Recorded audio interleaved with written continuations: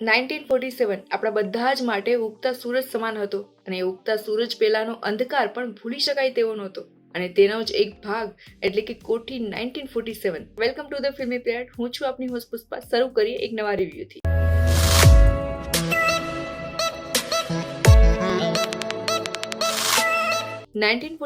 માં જ્યારે જૂનાગઢને પાકિસ્તાનમાં સામેલ કરવાનું હતું ત્યારનો માહોલ, ત્યારના લોકોએ ભોગવેલી દુર્દશા કદાચ અકલ્પનીય હોય.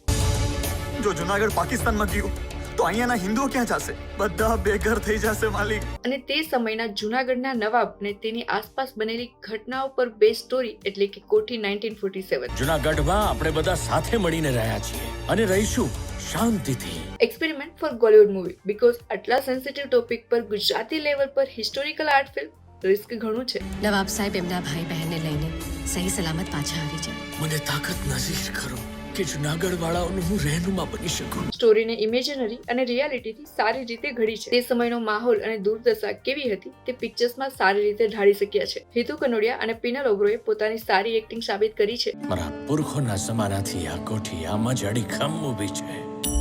ખાનદાનની ઇજ્જત એટલે મારો ગુરુ. પોતાની જાનથી પણ વધારે સંભાળીશ.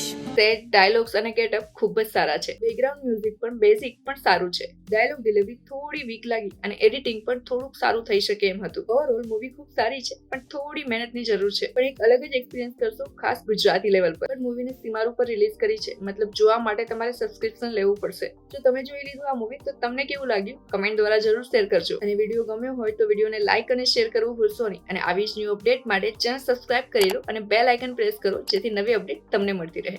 Bye bye.